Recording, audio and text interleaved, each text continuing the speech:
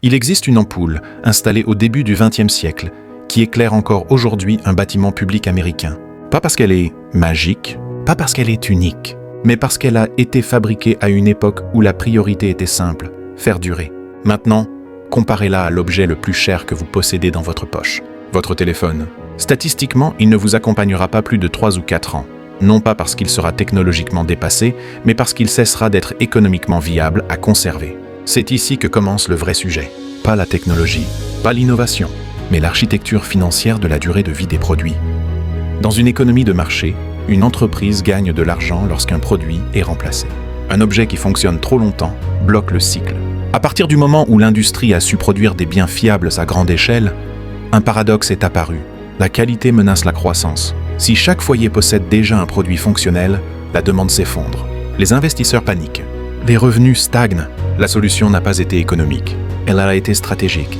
Plutôt que de laisser la durée de vie d'un objet dépendre de l'usage, certaines industries ont commencé à la concevoir à l'avance. Pas de manière visible, mais mesurable. Durée de fonctionnement cible. Usure prévisible. Réparation volontairement coûteuse. À partir de là, un produit n'est plus un objet. C'est un flux de trésorerie étalé dans le temps. Mais casser les objets avait une limite, la confiance. Alors une nouvelle méthode est apparue. Au lieu de rendre le produit inutilisable, on a rendu son propriétaire insatisfait. Changement esthétique fréquent. Nouveau modèle rapproché. Différence mineure mais visible. L'objet fonctionne encore. Mais sa valeur sociale, elle, s'est effondrée. C'est une forme d'obsolescence sans panne, psychologique mais extrêmement rentable. Aujourd'hui, nous sommes entrés dans une phase encore plus efficace économiquement. La fragilité n'est plus matérielle. Elle est numérique. Un appareil peut être physiquement intact, mais ralenti par une mise à jour, bloqué par un système propriétaire, rendu irréparable par conception. Vous n'achetez plus un produit.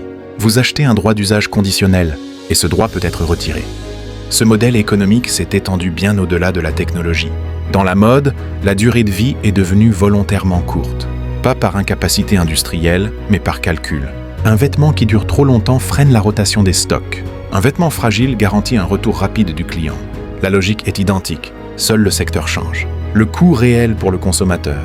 Ce système crée une illusion, des prix bas à court terme, des pertes élevées à long terme. Un objet irréparable est un actif jetable, et une accumulation d'actifs jetables est un appauvrissement progressif.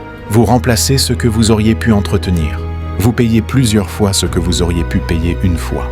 Pourquoi le système ne s'arrête pas ? Parce que la croissance économique moderne dépend du renouvellement rapide. Moins de remplacement, moins de ventes. Moins de ventes, moins de croissance. Moins de croissance, crise. Nous avons bâti une économie qui fonctionne mieux quand les objets meurent vite. La seule variable encore sous votre contrôle. Vous ne pouvez pas changer le système seul, mais vous pouvez changer votre position à l'intérieur. Achetez des produits réparables. Refusez les abonnements inutiles. Privilégiez la durabilité à la nouveauté. Chaque objet conservé est une dépense évitée. Chaque réparation est un rendement invisible. Conclusion. La fragilité de vos objets n'est pas une fatalité technologique. C'est une décision économique. Et dans un système où tout est conçu pour être remplacé, la vraie richesse commence par ce que vous ne rachetez pas.